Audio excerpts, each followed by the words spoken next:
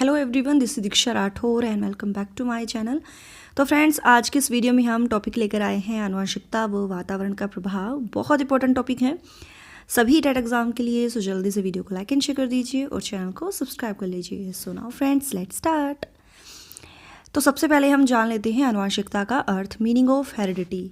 आनुवंशिकता या वंशानुगत गुणों का एक पीढ़ी से दूसरी पीढ़ी में स्थानांतरण को आनुवंशिकता या वंशानुगत कहा जाता है। यानी जो गुण, जैसे दादा दादी के जो गुण हैं वो आपके फादर में आते हैं, फिर आपके जो पेरेंट्स हैं, है ना, माता पिता के जो गुण हैं आपके, वो आप में आते हैं। यानी एक पीढ़ी से दूसरी पीढ़ी में जो गुण हैं वो ट्रांसफ़र होते हैं।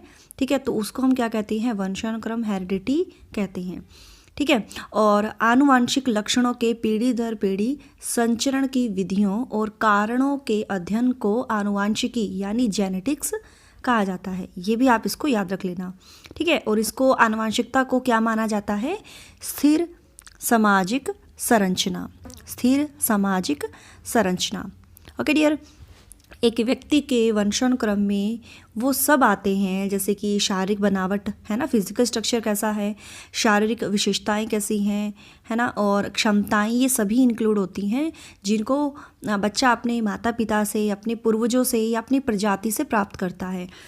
पूर्वज जो आपके दादा दादी हैं, ठीक है, और उसमें ना गुण ऐसा नहीं है कि आपको सिर्फ आपके दादा दादी से या आपके जो हैं सिर्फ माता पिता से मिलते हैं।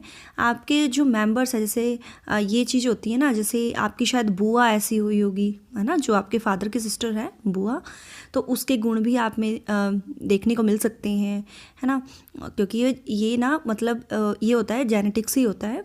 ठीक है, ब्लड रिलेशन होता है, भाई बहन का तो आपस में संबंध होता ही है। तो मतलब उनके भी आगे आप में दिख सकते हैं। कोई बोलता है ना कि ये बच्चा जो है अपनी चाचा पर गया है ना, ये अपनी लड़की जो है अपनी बुआ पर गई है ना, तो ये भी इफ़ेक्ट बच्चों पर पड़ता है।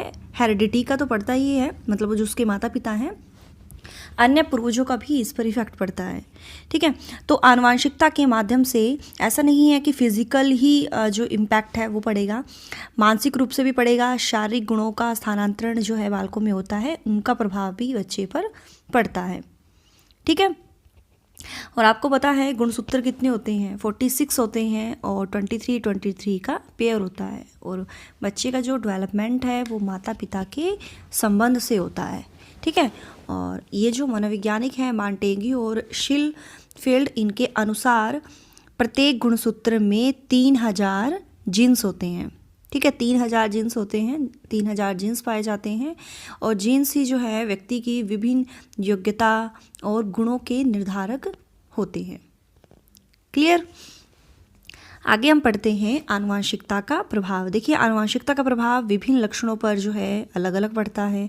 शारीरिक लक्षणों पर प्रभाव पड़ता है, बुद्धि पर प्रभाव और चरित्र पर प्रभाव।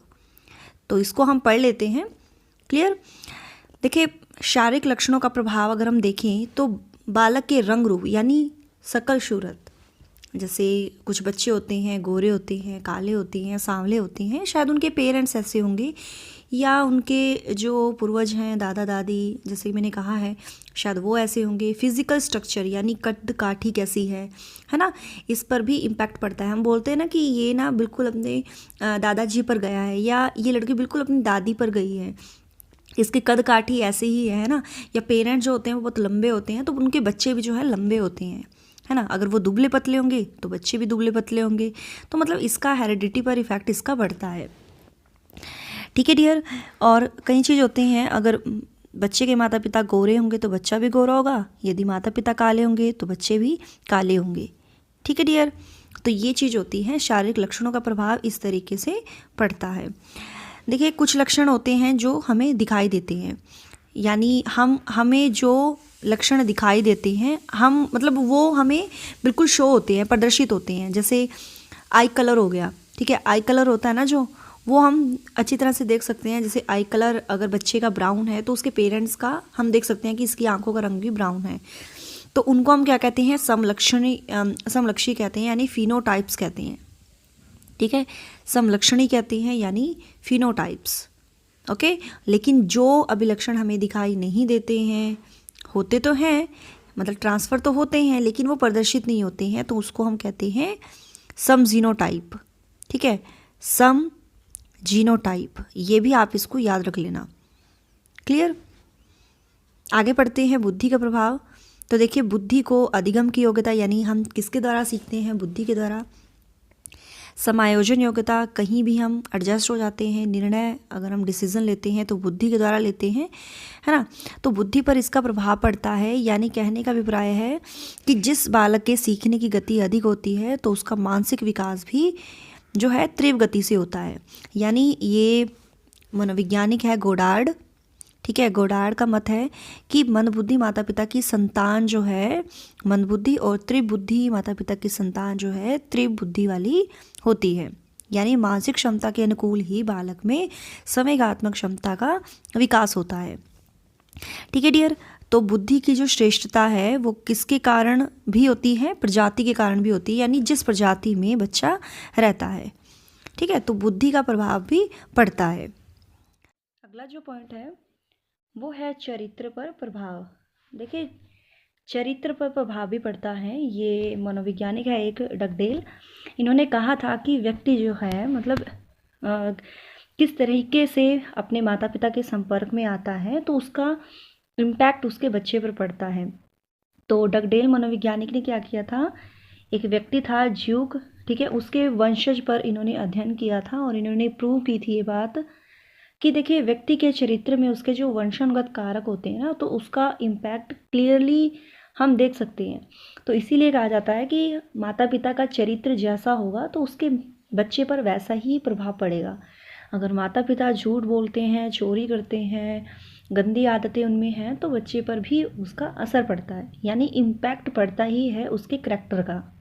ठीक है, और इन्होंने कब ये प्रूव की थी बात, इन्होंने अध्ययन किया था 1877 में।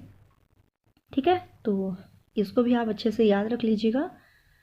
आगे बढ़ते हैं हम, वातावरण का अर्थ व परिभाषा। देखिए वातावरण का क्या अर्थ है, जिसको हम पर्यावरण भी कहते हैं, इन्वायरमेंट, हमारे आसपास की प्रत्येक वस्तु, है ना, आपके आसपास जो भी है ना, कोई भी जानवर है, मनुष्य है, जल, वायु, पहाड़, पेड़ पौधे, नदियाँ, सब ये क्या है आपके इन्वायरमेंट में आती हैं। ये सभी मिलकर इन्वायरमेंट का निर्माण करते हैं।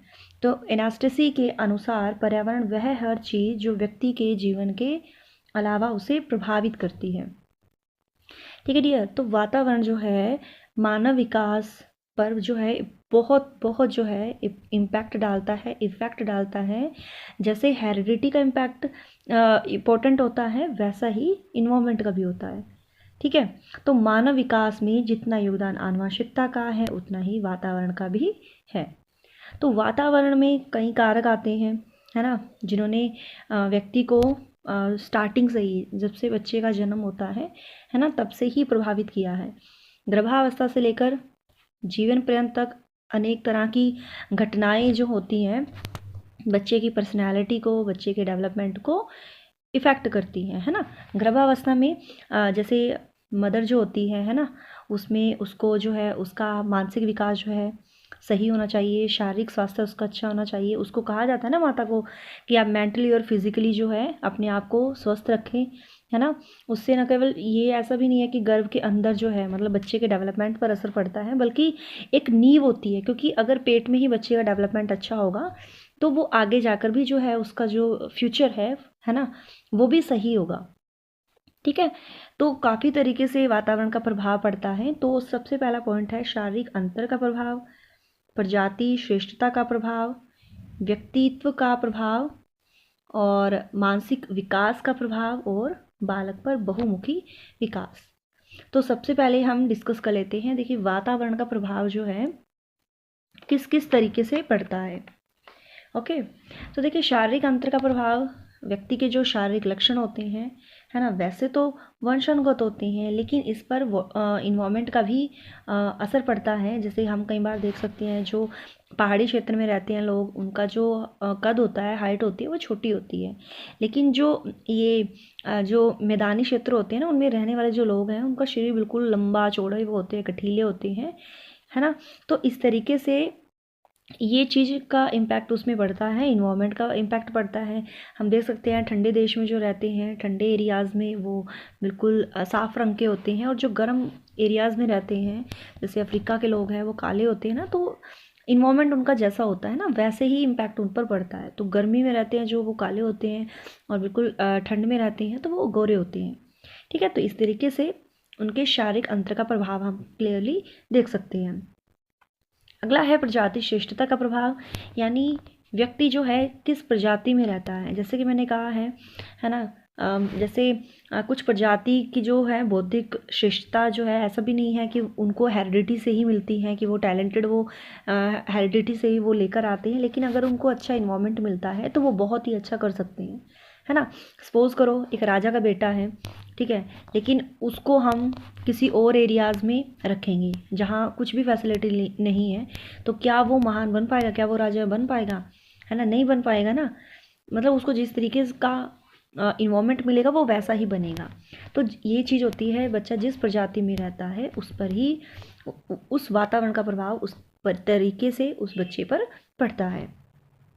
ठीक है, अगला है व्यक्तित्व का प्रभाव, यानी व्यक्तित्व, है ना, व्यक्तित्व के निर्माण में जो है हेरिडिटी के कंपैरिजन जो है वातावरण का अधिक प्रभाव पड़ता है। यानी ये चीज़ होती है कि भाई जैसे कई उदाहरण ऐसे होते हैं, मतलब बच्चे क्या होते हैं, कुछ निर्धन परिवार के बच्चे होते हैं, है ना, तो वो क्या करते हैं, ऐसा नहीं सोचते हैं कि हम निर्धन हैं, है ना, वो किसी दूसरे को अपना आइडल बनाकर अपनी मेहनत से, अपनी लगन से क्या करते हैं, सक्सेस अचीव कर लेते हैं, अपना गोल अचीव कर लेते हैं। ठीक है, तो इन्होंने क्या किया था, ये मनोवैज्ञानिक हैं न्यूमेन, फ्रीमेन और जिंगर, इन्होंने ये बात सिद्ध की थी। इन्होंने ना 20 जोड़े जुड़वा बच्चों को इन्होंने अलग अलग इन्वायरमेंट में रखा था, उनका अध्ययन किया था। इन्होंने क्या किया था, एक जोड़े को तो गांव के फार्म में रखा था, दूसरे को शहर में रखा था। तो उसमें इतना डिफरेंस पाया गया कि जो फार्म का बच्चा है वो बिल्कुल वेल मैनर्स तो बिल्कुल नहीं है, मैनर्स तो उसको है ही नहीं, और वो क्या था, मतलब उसको वो थी, टेंशन्स बहुत थी, और बुद्धिमान था, हाँ बुद्धिमान था। लेकिन इसकी दूसरी साइड जो सिटी का बच्चा था वो बिल्कुल मैनर्स का बच्चा था, मैनर्स उसको बहुत अच्छी तरीके से पता थे, ठीक है, कोई टेंशन उसको नहीं थी, और बहुत ही ज़्यादा इंटेलिजेंट था। वो तो बुद्धिमान था लेकिन वो बहुत बुद्धिमान था। तो मतलब व्यक्तित्व का प्रभाव भी जो है, जिस इन्वायरमेंट में बच्चा रहता है उसका इम्पैक्ट उसकी पर्सनैलिटी पर पड़ता है। ठीक है, आई होप ये आपको समझ में आ रहा होगा। अगला है ये मानसिक विकास का प्रभाव। तो ये गॉर्डन मनोवैज्ञानिक है, गॉर्डन मनोवैज्ञानिक, इन्होंने कहा था कि अगर प्रॉपर सोशल और कल्चरल इन्वायरमेंट, है ना, मिलेगा बच्चे को, तो मानसिक विकास की जो स्पीड है वो अच्छी होगी। ठीक है, तो उसने ना, मतलब इन्होंने कहा था, ये इन्होंने ना अध्ययन किया था। ठीक है, ये जो नदी के किनारे जो रहते हैं ना लोग, है ना, उन मतलब उनके बच्चों पर इन्होंने अध्ययन किया था, क्योंकि इन बच्चों का वातावरण कैसा है, बिल्कुल पॉल्यूटेड है, समाज से बहुत दूर है। तो इन्होंने ये प्रूव किया था कि अगर वो बच्चे गंदे, जैसे स्लम एरियाज़ में बच्चे रहते हैं ना, तो गंदे और समाज के वो अच्छे प्रभाव से वो बहुत दूर थे, तो जिस वजह से उनका मानसिक विकास पर ऑपोजिट इम्पैक्ट पड़ रहा था। ठीक है, तो ये तरीका होता है मानसिक विकास पर, जिस तरीके से इस इन्वायरमेंट का असर पड़ता है। बालक पर बहुमुखी विकास, यानी वातावरण जो है बालक के शारीरिक, मानसिक, सामाजिक, संवेगात्मक सभी जो पार्ट्स हैं उन पर इम्पैक्ट डालता है। तो इन्होंने ये किया था, प्रूव की थी ये बात, ये जो एवरॉन था, है ना, जंगली बालक की इन्होंने ये स्टोरी बताई थी, जो मनोवैज्ञानिक थे। ठीक है, तो मतलब उनको क्या था, जन्म के बाद जो एक भेड़िया था वो उठाकर ले गया था, उसका पालन पोषण पशुओं के बीच में हुआ था। तो शिकारियों ने 1799 में, यानी 1799 में पकड़ लिया। मतलब उस बच्चे की आयु होगी बिल्कुल 11-12 साल का वो बच्चा होगा, लेकिन उसकी जो आकृति है ना, बिल्कुल शेप है पशु जैसी हो गई थी, हाथ पैरों से चलता था, कच्चा मांस खाता था, और क्या करता था वो बिल्कुल भी नहीं बोलता था, ना ही वो विचार कर पाता था, है ना, क्योंकि वो मनुष्य के समान तो था ही नहीं, है ना, उसको कोई नॉलेज नहीं थी, क्योंकि वो जिस इन्वायरमेंट में रहा उसको वो सिर्फ उसने वही देखा, है ना, ना उसको पता था कि हम खाने को भून कर खाते हैं, है ना, वो ऐसे ही खाता था। और हम टांगों से चलते हैं और वो जैसे पशु चलते हैं वैसे ही चलता था। तो ये चीज़ें होती हैं कि भाई बच्चे पर बहुमुखी प्रभाव पड़ता है। ठीक है, उसमें जो है हम उन्होंने ना बहुत सारे ट्राई किए थे, कोशिशें बहुत की थी कि भाई इसको सिखाया जाए कि ऐसे नहीं ऐसे नहीं, लेकिन वो सब बेकार गई जो उन्होंने कोशिशें की थी। तो बच्चे पर बहुमुखी विकास जो है इन्वायरमेंट का पड़ता है। ठीक है डियर, आगे बढ़ते हैं। वातावरण संबंधी जो कारक है, यानी एक व्यक्ति को जन्म से लेकर मृत्यु तक प्रभावित करते हैं वातावरण संबंधी कारक जो होते हैं, और ये मैंने आपको बताया हुआ है डियर, है ना। बाल विकास को जो प्रभावित करते हैं इंटरनली और एक्सटर्नली, भौतिक कारक यानी फिजिकल फैक्टर जो है, मतलब ये जैसे मैंने आपको बताया ना, जिस एरिया में बच्चा रहता है ना, जिस एरिया में मनुष्य रहेगा उसमें वैसा ही इम्पैक्ट पड़ेगा। जहाँ ज़्यादा गर्मी होती है ना, तो वहाँ जो है ह्यूमन डेवलपमेंट जो है कैसा होता है, जहाँ गर्मी होती है मतलब वो वहाँ के लोग ना बहुत चिड़चिड़े होते हैं, काले होते हैं, बिल्कुल उग्र स्वभाव के होते हैं। और जो ठंडे एरियाज़ में होते हैं वो सुंदर होते हैं, गोरे और बुद्धिमान तो होते ही हैं, उनमें पेशेंस बहुत होता है, धैर्य बहुत होता है। ठीक है, अगला है सामाजिक कारक, यानी आपको पता है व्यक्ति एक सामाजिक प्राणी है और समाज का इम्पैक्ट उस पर पड़ता है। यानी सामाजिक व्यवस्था, रहन सहन, परंपराएं, रीति रिवाज और पारस्परिक जो अंत्यक्रिया हैं, ये सभी सामाजिक कारक में आते हैं जो मनुष्य के फिजिकल, मेंटल, इमोशनल, इंटेलेक्चुअल को किसी ना किसी तरीके से जो है वो पक्का वो प्रभावित करते हैं। क्लियर। आर्थिक कारक हैं, इकोनॉमिकली फैक्टर जो है, देखिए धन से हम, ऐसा नहीं है कि धन जो है धन से हम सुविधाएं खरीदते हैं। ठीक है, सुविधाएं प्राप्त तो होती हैं जो आपकी बेसिक नीड्स होती हैं, लेकिन उससे आप अच्छा न्यूट्रिशंस खरीद सकते हो, है ना। यानी धन आपके पास होगा तो अच्छा न्यूट्रिशंस आप उस न्यूट्रिशंस वाली चीज़ें आप खरीद सकते हो, खा सकते हो, जिससे आपका डेवलपमेंट अच्छा होगा। अगर धन ही नहीं होगा तो आप नहीं खरीद पाओगे, है ना। तो ये चीज़ होती है कि भाई आर्थिक कारक का प्रभाव भी पड़ता है।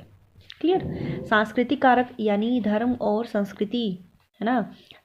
आपका धर्म, संस्कृति, आपके खाने का ढंग, रहन सहन का ढंग, पूजा पाठ करने का ढंग, फेस्टिवल मनाने का ढंग, ठीक है, ये सभी हमारी संस्कृति है। जिन संस्कृतियों में ये सभी चीज़ें आती हैं और जहाँ पर बच्चे का अच्छा डेवलपमेंट होता है, अगर ये सब तरीका सही है, लेकिन जहाँ पर अंधविश्वास ज़्यादा होगा, रूढ़िवादी लोग होंगे, तो वहाँ पर उस समाज का जो डेवलपमेंट है वो पॉसिबल नहीं है। तो वहाँ पर हम अच्छे समाज की कल्पना नहीं कर सकते। ठीक है, तो डियर यही था आज का हमारा टॉपिक, जो मैंने बहुत अच्छे तरीके से आपको समझाया है। आई होप ये आपको समझ में आया होगा। ये बहुत अच्छा टॉपिक था आपके सभी टेट एग्ज़ाम में, इसमें से काफ़ी क्वेश्चन पूछे जाते हैं, तो फीडबैक ज़रूर दीजिएगा dear. So thanks for watching my video, do like, share and subscribe my YouTube channel. Till then bye bye, रब राखा, जय भोलेनाथ।